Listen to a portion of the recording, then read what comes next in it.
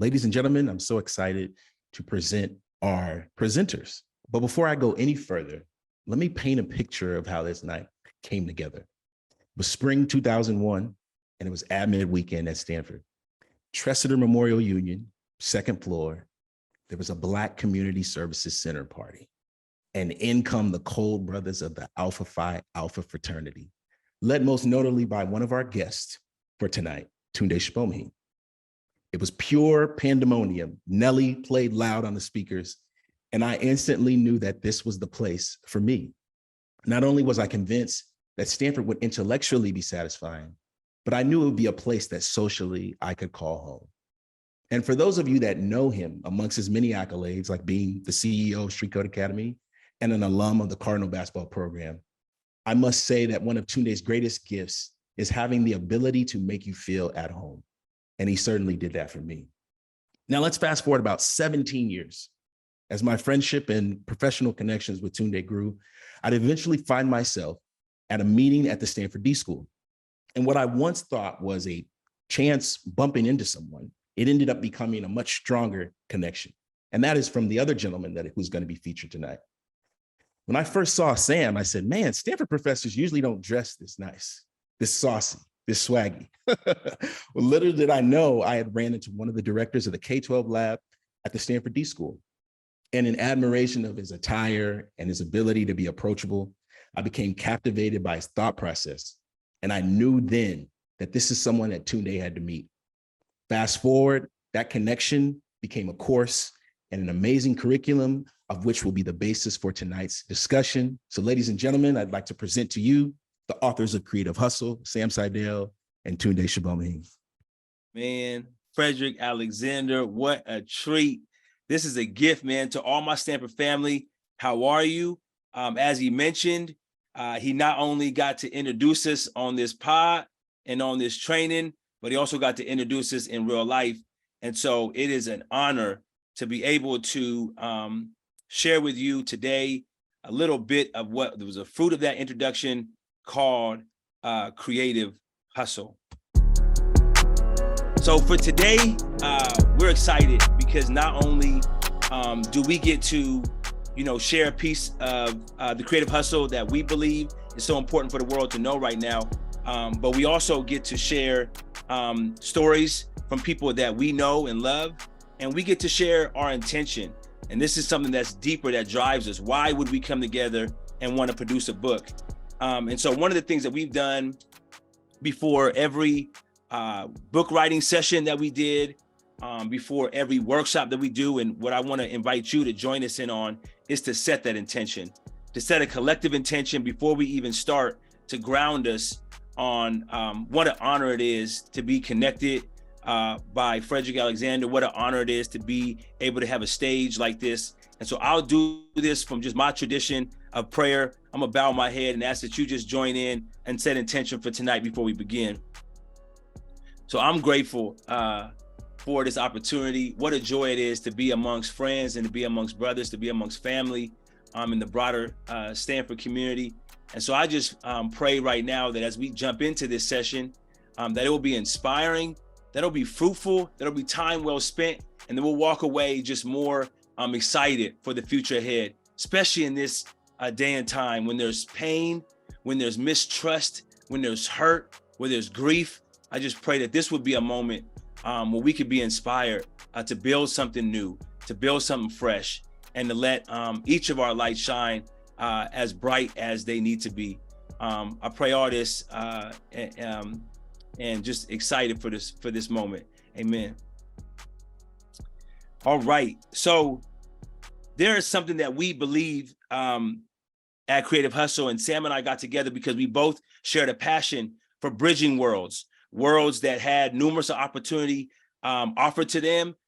We may pave that kind of opportunity at a place like Stanford, or worlds where opportunity doesn't come as easy, right? And we've all had in our professional journeys and personal journeys come across communities where we connected to, we felt a part of, and we served, and we wanted to provide that opportunity, much like what we've done at Street Code Academy in East Palo Alto. So we bridged that.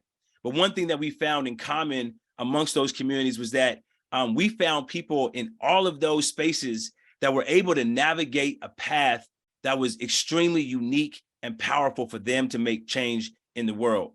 And so we said, let's create a book that kind of profiles and mines the lessons of these people who we admire so much. And so we came up with Creative Hustle. And the idea is that we believe everybody is a creative hustler. Everybody can be that. Everybody has their own unique path, that there is no one path, that everybody should find their own. And so for today, we're cramped for time. We're going to try to get through this and share and try to juggle both our ideas and then also try to encourage you to pick up a piece of paper and actually do some exercises with us that will hopefully help you on your creative hustle journey as well. And so to make sure that we stay on point, we spent hours and weeks and almost over a year putting our ideas into words. And so I want to share a couple of those words with you, and we'll invite Sam to do the same about what is Creative Hustle. So this is from the first chapter of the book that I hope you pick up. It has an audio book available. You can pick it up on your smartphone. But I love the artwork, and I just want to shout out Jory Titus, Christopher Squint, Sandifer, Hope Mang, who came together and put really some monumental pieces of artwork all throughout that book, including the piece you see in front of you now. And so here's the word on the first chapter of this book, and it starts out with my favorite piece of the entire book. It says, "The world needs your creative hustle." We see creative hustle as the engine to fulfilling and surpassing one's goals. It's about living a life of integrity that taps into core values, relationships, and behaviors to contribute to the world in meaningful ways. Creative hustle is about dreaming big in every direction. And so let's deconstruct the phrase to get deeper into the meaning. Creative. Filmmaker and futurist Erwin McManus says, "The great divide is not between those who are artists and those who are not, but between those who understand they are creative and those who have been convinced that they are not." Much of our society has been constructed to discourage people from acting on their imaginations. And yet we believe the world can be a more just and a more beautiful place, and that getting there will require all of us to tap back into that creative confidence we had as children. Now the word hustle. It has a lot of different meanings and interpretations. We say hustle is to refuse to accept one's current conditions. So when we bring the words creative and hustle together, their meanings are amplified. Creative hustle is the alchemy of imagination and ambition that will enable you to apply your gifts to reach your goals. As an action, creative hustle goes beyond the conventional ways of thinking and doing. As a person, a creative hustler is someone who seeks to live beyond the limits set around them. Human beings have always been creative hustlers. Just look to our ancient ancestors, huddled together, cold and in the dark, figuring out how to make fire for the first time. Today, we see creative hustle when scientists engineer new ways to harvest renewable energy, or musicians like Frederick figure out how to share their art with people across the world through social media channels. To be human is to bleed an amalgam of imagination and ambition. Sam? Thank you, Tunde. Thank you, Frederick and Tanya, for the introductions. It's great to be with you all. Thank you, everyone who's tuned in. I feel like a bit of an imposter not being a Stanford alum myself, but I do get to work with soon-to-be Stanford alums, the current students, which is a great privilege, and I learn an immense amount from. As Tunde mentioned pretty quickly a moment ago, we're going to ask you all to join us in actually doing an activity, because we believe if you really want to hear at length our thoughts on this topic, you can, as Tunde mentioned, listen to the audiobook or a podcast we've recorded, but we have an opportunity here together just in the next 30 minutes or so to try something. And we believe this is really important. Tunde, I was going to read a little passage about why we believe it's important, but I might just speak from the heart about that for a moment and jump into it, if that's okay. And basically, the reason is that there's a lot of beautiful things in the world, and there's a lot in the world that needs to change. And I invite you all to think about, for you, what are some of those beautiful things that you are connected to and aware of, and also what are some of the things that really that and feel in your heart need to change, need to be different for the next generation, even for us right now, for seven generations out. Our belief is if we all follow the paths that are set for us, and they might be set for us because of the university that we attended, they might be set for us because of the community we grew up in, the culture we grew up in, the country we grew up in, the skin color we grew up in, the gender identity we grew up in. There's all of these ways that our societies start to set us on particular paths. And we believe that if we're going to change the world and make an impact for the better, we have to be pushing against some of those paths, saying, why am I being put on this track? Why can't I do this other thing that I see needs to be done in the world? And how can I bring my creative ingenuity to some of these big problems? And how can I merge my love for aspects of science and aspects of art and aspects of human nature to move something different and not just do what might be expected of me? So that's what this is all about. That's what makes us so passionate. That's why we created this course for Stanford students and Street Code Academy students to come together and engage in. And that's why we're here with you tonight, and why we're going to ask you not just to sit and kind of passively engage and take in what we're sharing, but actually to pick up a pen, a pencil, a marker, and engage with us. So this is an activity that emerged from the course that we taught, that's been mentioned and has been refined over the last several years. It also runs throughout the book Creative Hustle.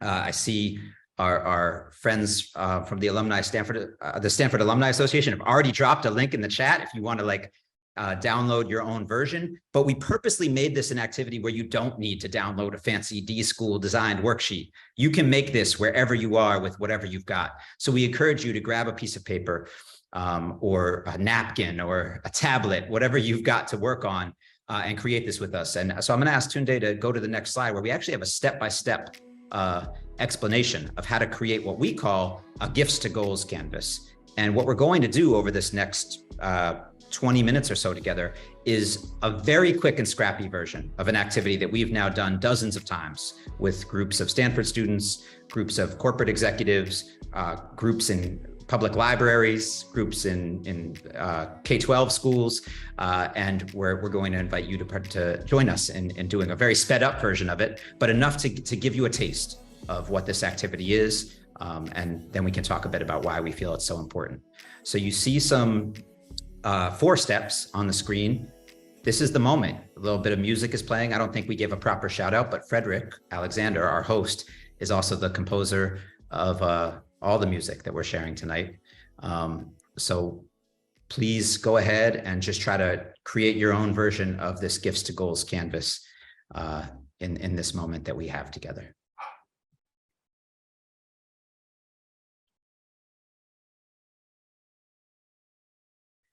All right. As we continue, there will be more images of the sheet, not with the how-to guide down the side, but as you can see, there it is again. So if you're still working, no worries. You can grab the layout from the screen here.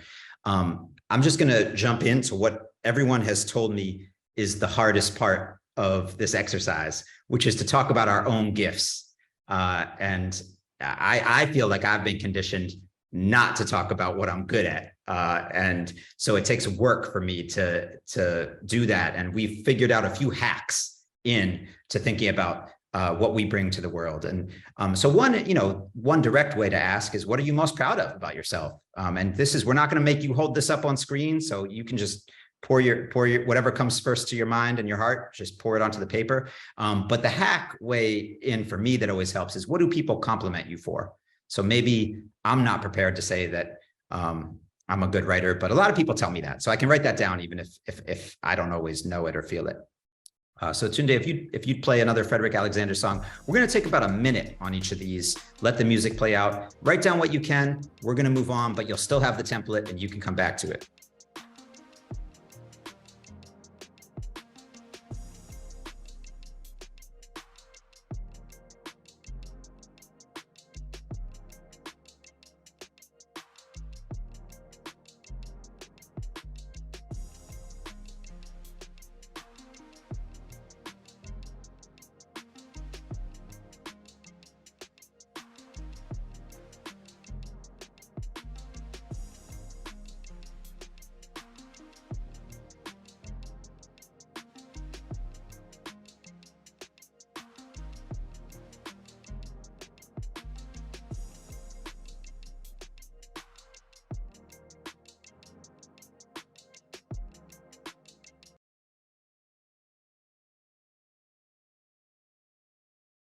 All right.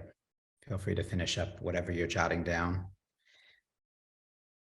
Curious to hear in the chat or in the Q&A or wherever it's possible, any reflections on how that felt to try to do that piece of the activity. We are going to move on and actually jump all the way across our canvas to the other side, to goals. And this is one that, at least for me, I never have any trouble with. I have too many goals, probably. The question here is, what are you trying to make happen in the world? And through doing this a number of times, we've learned that the things that work the best on this canvas are a balance of something ambitious. It's not something I can do in the next 10 minutes and check off, but also possible. So fully achieving world peace may be a little out of my personal reach at the moment, but what's something that might help me work toward that, and something I might see in my lifetime. And then really starting to think about, what does success look like to me? Whether it's 1 year out, 5 years out, 6 months out, but sort of visualizing what it would look like if I was able to achieve this goal. So we're going to give you again about a minute with some music, and just encourage you to write or draw as much as you can in that time.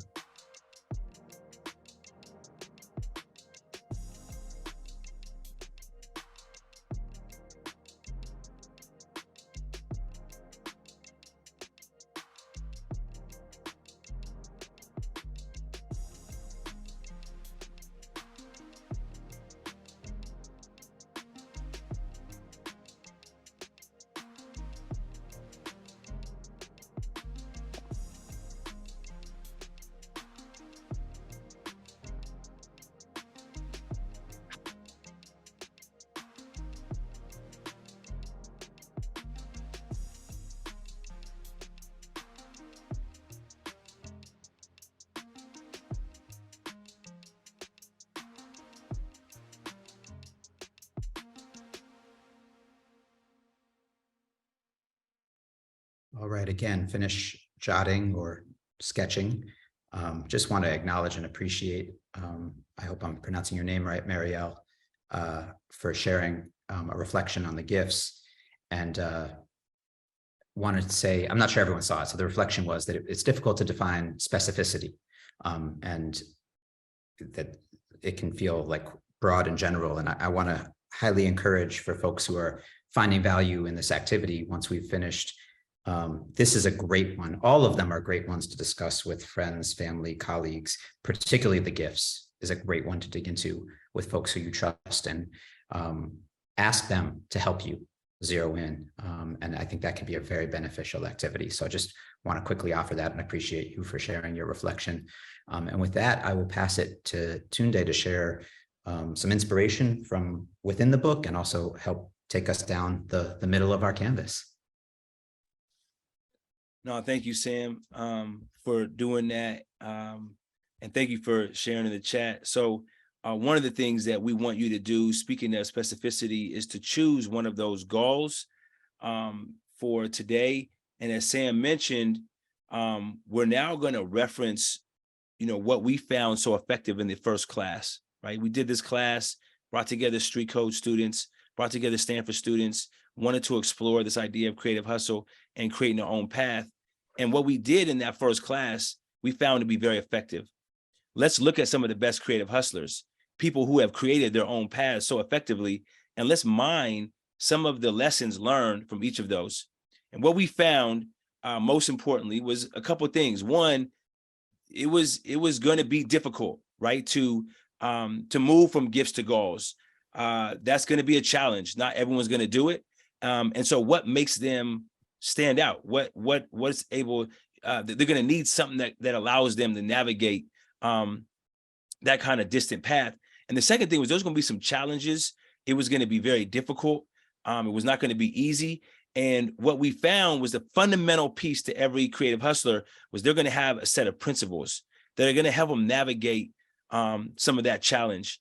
And we found that folks who were very clear about their principles, it helped them make decisions about what to say, what to do, when they had multiple choices. And we could all relate, right? Especially as Stanford alum, when people see that identity, people want to work with folks from Stanford. People want to offer opportunity, and so we're going to have to learn what to say no to, what to say yes to, who to work with, who not to, etc. And so those principles really matter. And so we profiled 3 incredible creative hustlers. One by the name of T.C. Ellis, who's an educator, who's a rapper, performer, who's signed to Prince's album. We have Aisha Curry, who's an entrepreneur, TV personality. And then we landed in the very first chapter is somebody who I've been very close to, and someone who I admire deeply for the principles held. And that was this gentleman named Christopher Squint Sandifer. The chapter title is called Discover Who You Are and Then Show Others. And I want to just use his story as a way to ground us as we go into this exercise ourselves. But for him, who grew up in Palo Alto, in fact, Stanford University was a dream choice of his, but so many people in his life, including people at his school, felt like that was out of reach for him, not because of his gifts, not because of his talents. All those were in fact refined. He had awards from several different organizations, esteemed organizations. He had the White House acknowledge his work as a photographer and as an artist, but still people felt like that was too much for you. And so he had to figure out how he was going to protect himself from the low expectations that people in the local school district moved towards him and even other members in that community. And so he found out that he was going to brand himself. He was going to adopt this name Squint, which not only allowed him to sort of brand the fact that he loved photography, loved videography and storytelling, but it was also something that tied him to his family. He also chose to put something every day to remind him of what his principle was. And his principle was that of love. He wanted to define his own perspective based on love. And now that Squint has been a renowned photographer. In fact, he just released a video with the Golden State Warriors last week. He shot for NBA champion Steph Curry, Grammy Award winner Lecrae, Marshawn Lynch, Nike, Visco, several others. Profound career that he's had, that he's made for himself as a videographer, storyteller, and photographer. And he's done that through this lens of love. People wonder, how do you capture the intimacy of these folks that seem so unreachable? And it's because every day he's reminded that he needs to be guided by this idea of love. And I'm so grateful that you put up Squint's Visco gallery. Really, at a quick glance, you could see the talent and the gift in his perspective. And it comes from this reminder constantly every day of this idea of love. And so Squint chooses to remind himself every day of this value by wearing something red. It's not done for others, it's done for himself. And so we want you to go through and to think about some questions that can help you think about what you could do, right? First, knowing your principles and then how to express them. And maybe you may choose to do something like Squint does by wearing something, or by creating an image on your cell phone screen, or having something that reminds you every day of what these are. But first, there are some questions here that we want you to consider. So I'm gonna pop on some music. There are 3 questions on the slide. I'll read them as the music starts, but it goes, what are some founding principles that would be in your personal constitution? What are some beliefs, 2 or 3, that you can hold on to in a tough situation? And what is most important to you? And I always look at, it's sort of my reminder every day. I look at this, which captures my gifts, captures my goals, and it captures my principles. And so we encourage you to jot down, and hopefully you can begin to fill out that sheet. The first lane of the bridge between gifts and goals.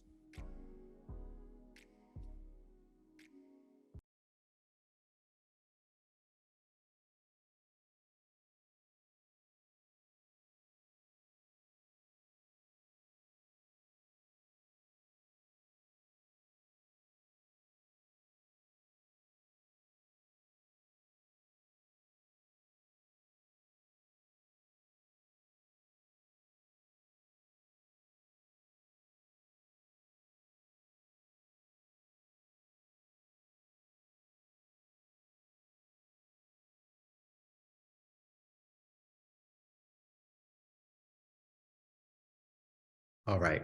We know we're moving fast. We want to be respectful of everyone's time.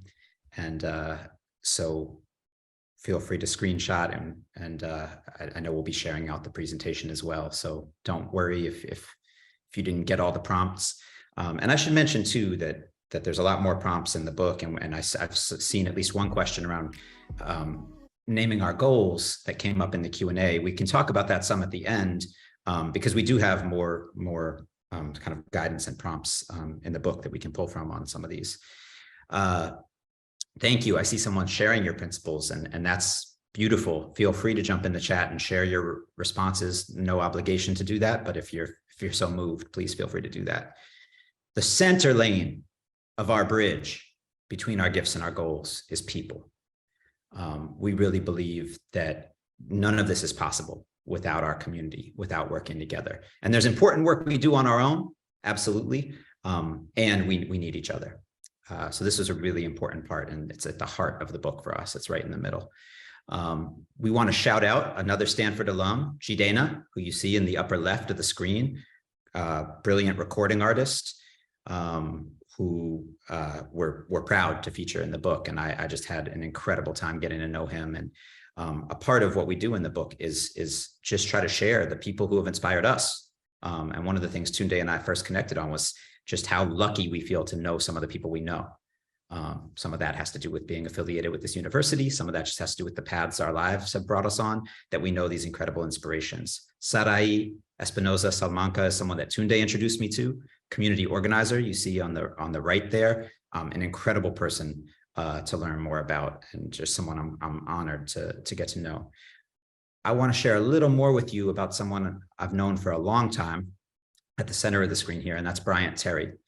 And Bryant is a chef, a food justice activist, a cookbook author, a publisher, has his own imprint now, and an artist. And there's so much to share about Bryant, but what I want to zero in on is this really incredible thing that he shared with me years ago that was one of the main inspirations to teach this class and to create this book. And that was that he came to a point in his life where he was actually feeling stuck. I think he was pretty clear on what his goals were, but how to reach them was not clear to him. He had been running a nonprofit that was teaching young people about food justice issues in Brooklyn, New York. And he was feeling like proud of that work, but also like there was something else he was being called to do and he couldn't quite work it out. And he had this idea that I think is incredibly inspiring, which was to create a day that he called Brainstorming Bryant, and think about who he respected and could reach out to, who knew him and who he could learn from. And he invited them in. He had a special superpower, which is he can cook. So he made a big meal for everyone. We can all think about what our superpower is if we want to do something similar to this. But he just asked the group to come together and help him brainstorm what he should do next in his life. And the group joined him. Everyone showed up. They spent the day. They painted this ambitious vision of him influencing the world as a preeminent public intellectual at the intersections of food, health, and Black culture. And the amazing part about this vision is that it's exactly what he has gone on to do. So we want to invite you to think about who are the people, who would you invite to your brainstorming yourself session? What would you be looking to them for? Who do you feel you can learn the most from? And that might be people you know, and that might be people you don't know, people in the world that you admire. So we're just going to give you a minute to do some brainstorming on those prompts.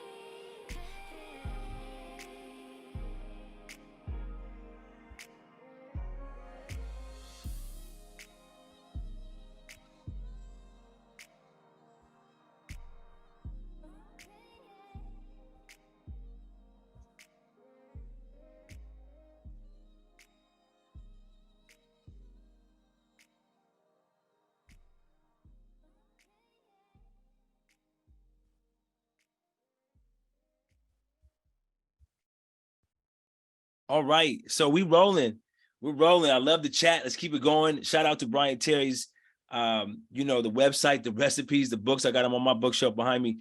So the last lane, right after you talk about principles and grounding yourself and how you're going to make decisions throughout the world, and you have people, you're surrounded by this board of advisors. You have folks that you can count on and go through the thick and thin. Now it's about like this daily ritual or practice that's going to actually move you from gifts to goals. And I hope that everybody finds room to be both general and specific. I make a new gifts to goals worksheet and find myself just refining it. I've mentioned that I have it up, and I'm extremely proud of what I get to look at every day, and that's going to be different, in the next season. And so these practices to shape, we have some incredible folks. Huge shout out to Jadena, who he just mentioned, another Stanford alum whom I had the honor of overlapping at Stanford, and another person that I got to years younger than me, but so inspired by the way that he moved, was Michael Tubbs. And Michael Tubbs, we have a chapter that's just so powerful, particularly as it sort of stories the way he experienced moving from mayor to be moved and not reelected as mayor, and what kind of lessons and what kind of how he learned to manage that period of his life and to hold on to everything that he is right now. And if anyone who knows Mike Tubbs, he's continuing to soar and make impact just across the nation and world. We had Sean Heder, who wrote and directed the award-winning Coda, who almost swept the Oscars, and one powerful storyteller. I'm so jealous of being able to have whatever writing teacher Sam and her had growing up. They grew up together and had the same writing teachers, and both of them are incredible writers. Shout out to Sam and the amazing book projects he has 4 this year, I believe. Hip Hop Genius 2.0 is just out, and obviously Our Creative Hustle, and he has a couple more. But today I want to speak about Tessa Aragonis, and this is the way we finish the book. Not to let our productivity get in the way or kill our creativity. And this is a powerful testament, because Tessa Aragonis is Forbes calls her one of the top 50 marketers in the world. She's been at Discord, she's been at GM, she's been at Nike, countless awards. She's now at AKQA. She's an incredible marketer and tech executive. But yet every day she's not starting her mornings or thinking about grounding herself with what meetings she has or how many venture capitalists she gets to entertain. She's thinking about grounding herself in her values. And as a first-generation Filipino from Detroit, that means talking to her mom. And that means no one knows her better than her mom. So every day she's starting off with somebody who cares less about what awards she got, but understands her completely. And that discipline to know herself and be connected in that way has allowed her not just to flourish, but to manage the challenging times that comes with transitioning jobs, with figuring out new markets. And so she's made that a practice that has helped her, just continue to excel and do amazing work, and to come from her work from a place of empathy. And so we want you to think about, as she's, figured out that routine of talking to her mom every day, what practice or daily routine would help ensure you stay right? What practice can keep you grounded and connected to your source of creativity? What new rituals are you trying to cultivate? And I can tell you, there are a couple of practices that I've picked up. I'm just going to show you. I've picked up this, journaling 1 page every day. It's a practice that came, that Sam Seidel introduced me to. Andy Crouch introduced me to the idea of sabbatical, and I'm just coming off of a 1-year sabbatical. But these are all things that are not directly tied to the production of creativity, but are things that help me ground me to the source of the creativity and production. So we're going to put on some music, and you can answer these questions.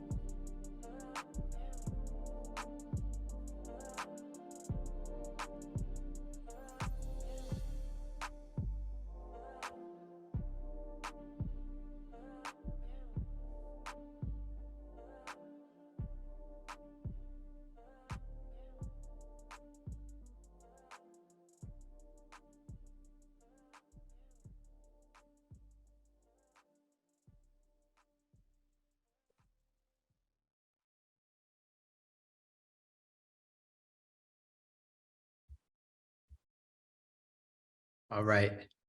I'm seeing the numbers bump up a little in the questions, and we're ready to get there. Want to leave you with just a couple provocations, not leave, because we're about to chat and get into some of these great questions, but kind of end the more formal part of our presentation with just a few provocations. So one is, we know we moved through this really fast.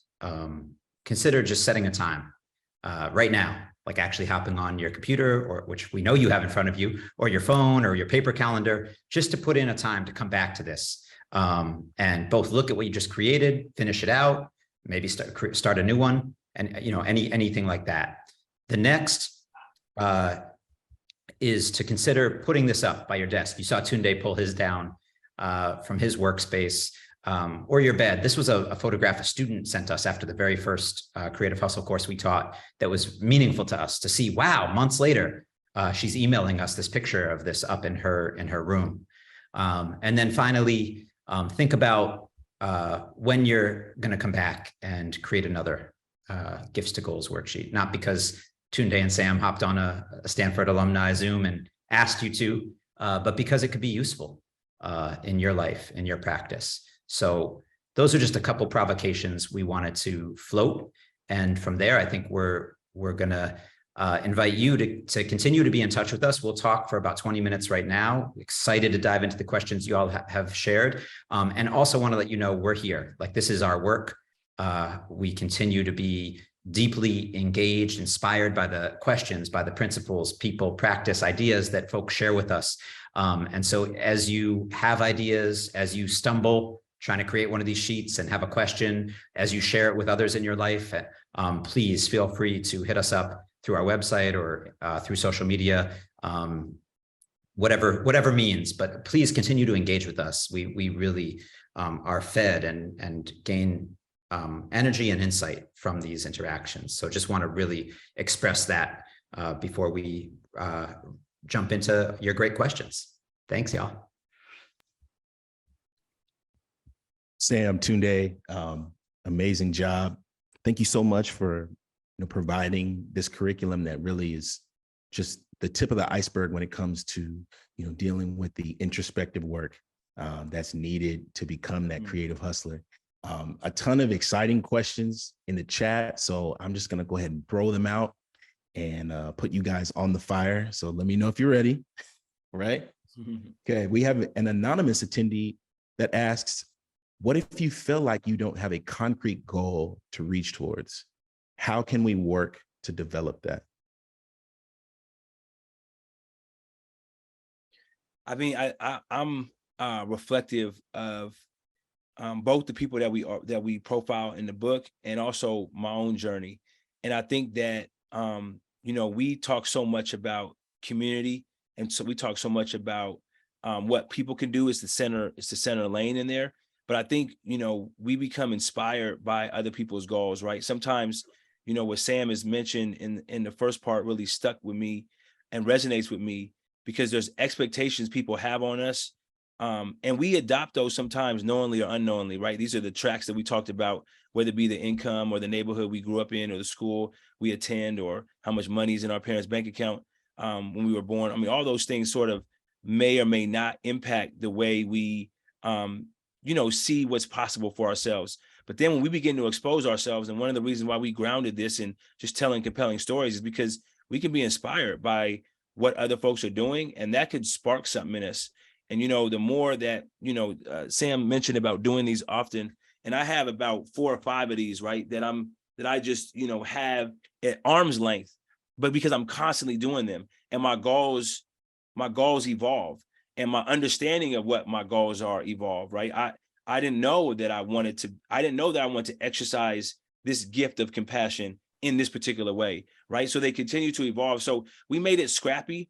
We made it connected to community on purpose, right? This wasn't just about creating some financial goals that was going to track your income X amount. This wasn't just about your career trajectory. This wasn't just about your educational attainment, but it was about what was speaking to you and what moved you and spoke to you. And there's a purpose that we believe, there's a path we believe that will manifest itself inside of you the more we connect ourselves to people and practice these sort of things.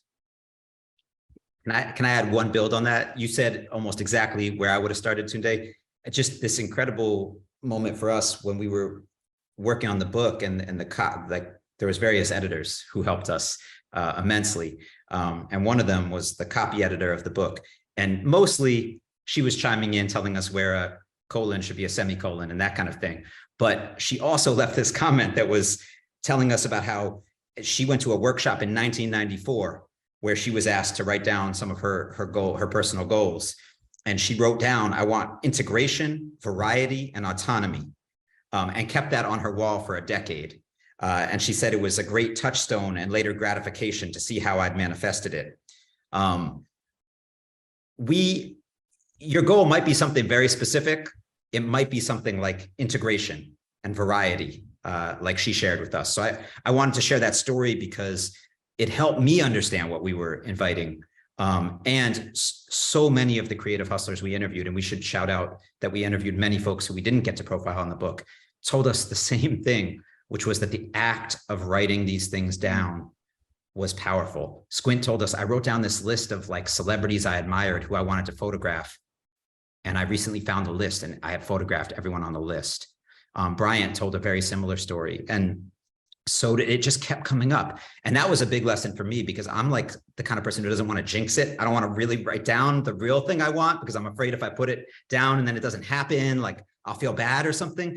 But it pushed me through to hear person after person say it was, I wrote this thing down and it manifested, was influential to me. So just wanted to share that because it was such one of the most common things we heard in interviewing all these creative hustlers. Thank you all for that response. The next question that's been upvoted in the chat is from Amy Berg. And it says, what do you do if you have a shortage of people? It says NYC is rough, not much community in my circles. So this is interesting because you're talking about people and principles. Mm-hmm. Well, what do you do if you have a limited reach in terms of community? Mm-hmm. Can I share like one little gem from Jidena's story in the book? I mean, he talks about throwing this event and performing with Janelle Monáe, and that being an important part of his career. He didn't know her. He saw her on MySpace and reached out to her. We have access to people through all these incredible forms of technology and social media. And so not that it's a total answer, and I think there's a lot of other pieces we could dig into, and I think it's such a good question and appreciate it, Amy. And I want to encourage all of us to that came up too in a lot of the interviews, like people having these collaborations and us being like, yeah, but how did you know so-and-so? And it's like, oh, I didn't. I read her book and I admired it. So I sent her an email. And that just kept coming up in these stories. So having the kind of boldness and humility, to do it with humility, but the boldness to reach out when there's someone we want to collaborate with, even if we don't have that personal connection or aren't bumping into them at the coffee shop or wherever else. Again, that was a theme that came up time and time again. Great, that's awesome. We're gonna keep moving down. We have one question from an anonymous attendee. It says, did you ever feel a pull to go back to roles that you felt were assigned to you or safe professionally? I know this all too well because I think a lot of people on this line probably have been, under the guise of what their parents want them to do or what their spouse wants them to do, or I would love to hear a response here.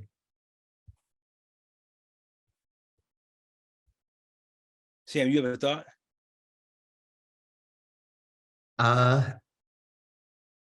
Perhaps. I know I think I spoke twice in a row just now. So if you do, please jump in. If not, I can chime in with a little something. I can also go a little bit further with the question. It says, meaning roles that might have been lucrative or easy to get to based on your academic or professional background, but weren't exciting to you or sparked joy, especially as your family or other responsibilities came into play, or just because something is too difficult or hard? It's such a good question. I love the questions. I think, I don't want to, Sam and I, in the course of this, he's mentioned a couple of times, we've, talked to dozens, if not, over 100 of people we thought were creative hustlers, right? And oftentimes you find an immense amount of sacrifice. That was why those principles were such, we grounded it in the principles when we moved from that, because there's a lot of sacrifice that people are taking. Sometimes it's monetary sacrifice.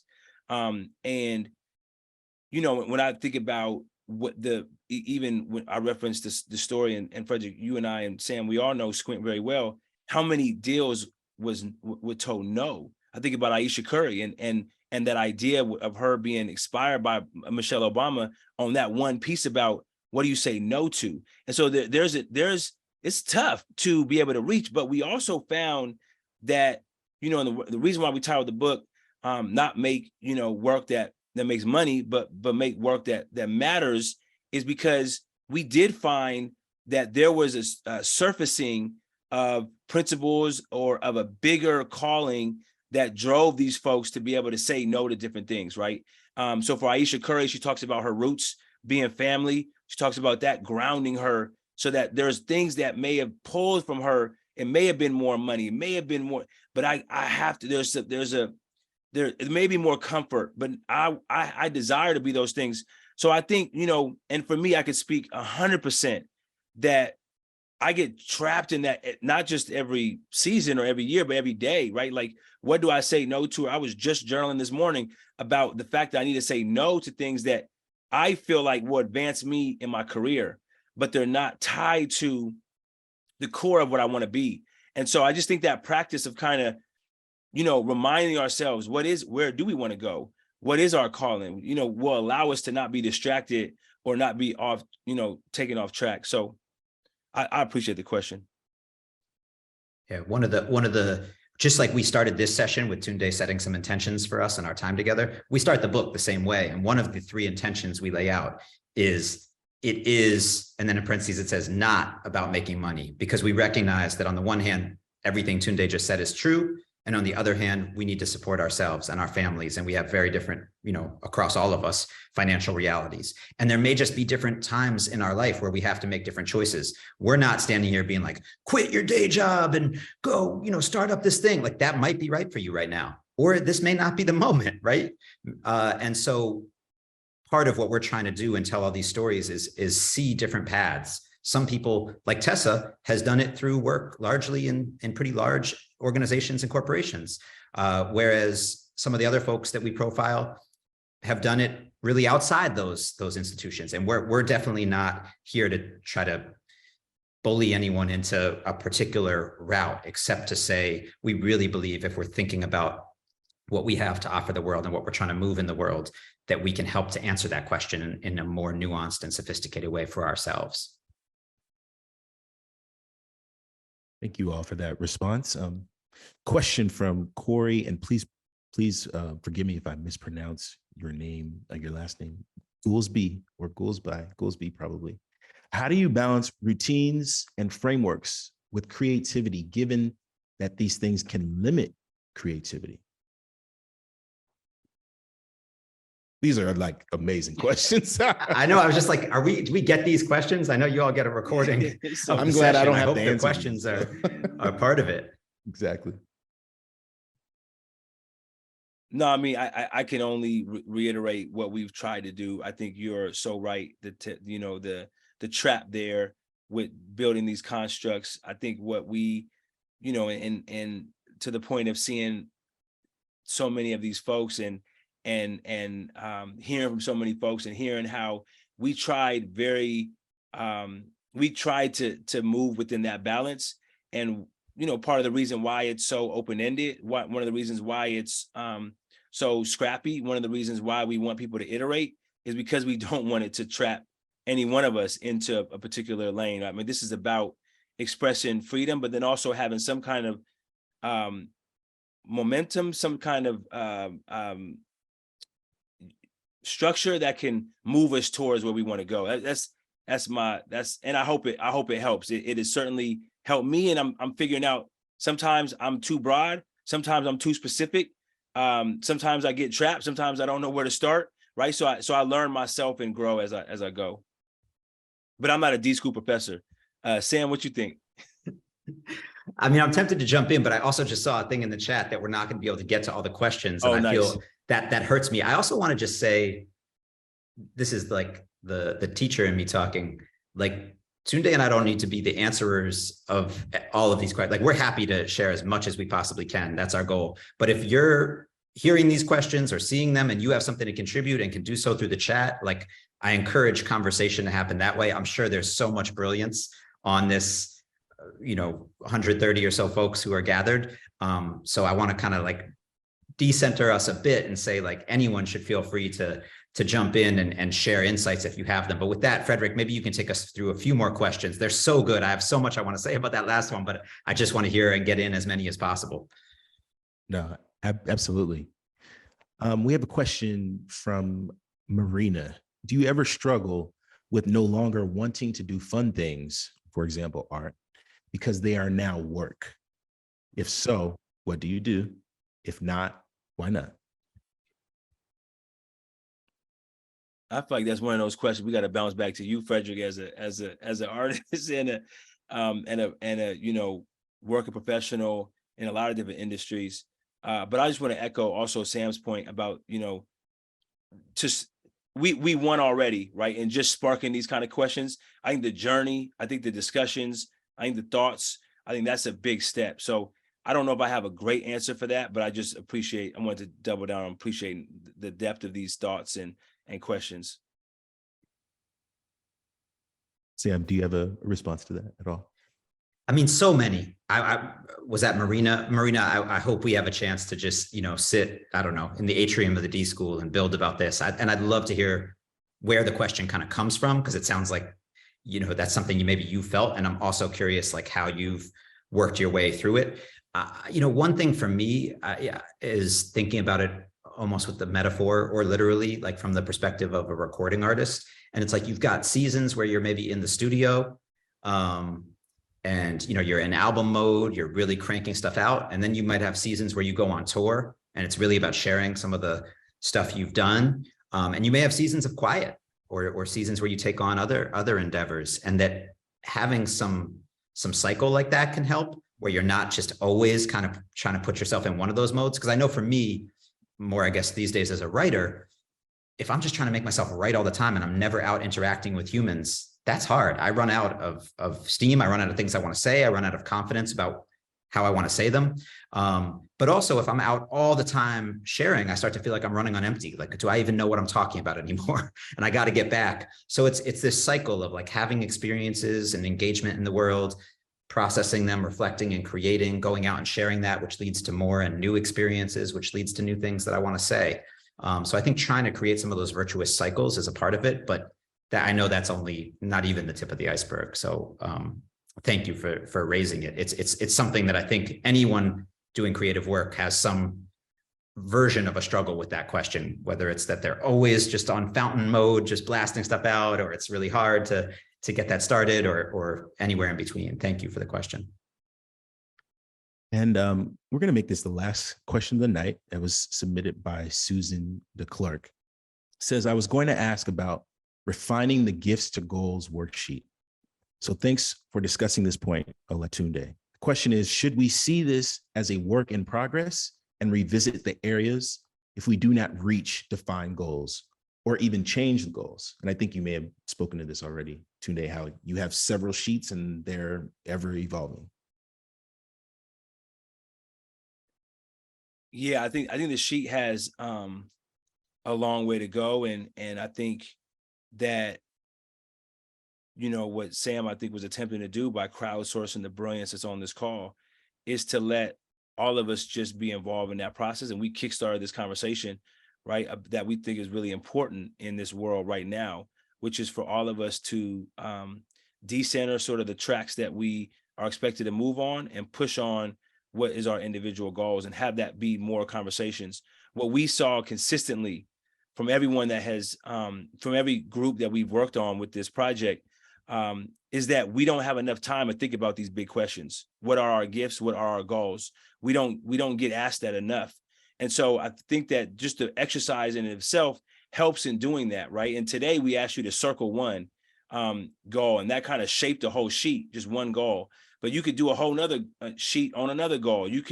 I find where they overlap. And so you know, you're talking about that seasons in life, and you know, Doreen had a wonderful point up here, almost echoed exactly what you said, Sam, and just what the seasons are. And so every season, I'm able to look up, I add to it, right? A lot of the reason why I have Post-it notes is because, you know, I'm putting them up. I actually want one that's bigger so I could just constantly be putting up, hey, I met someone else today, Charlene. This may help, you know, I have this goal of doing more workshops like this so I can get better. All right, Darlene has an option for me to do that. That's people, you know, that's a resource that can help me get to my goal of being a better workshop leader in this area. So thank you. Gentlemen, thank you both, Sam and Tunde. This has been an amazing conversation, and we, you know, obviously couldn't get to all the questions. And so we want to thank everyone, you know, for coming together today and really putting forth the effort, you know, to make this an interactive, introspective experience. Thank you, Alumni Association. Thank you, Frederick. We'll see you at the next event. Yes, thank you. Thank you all.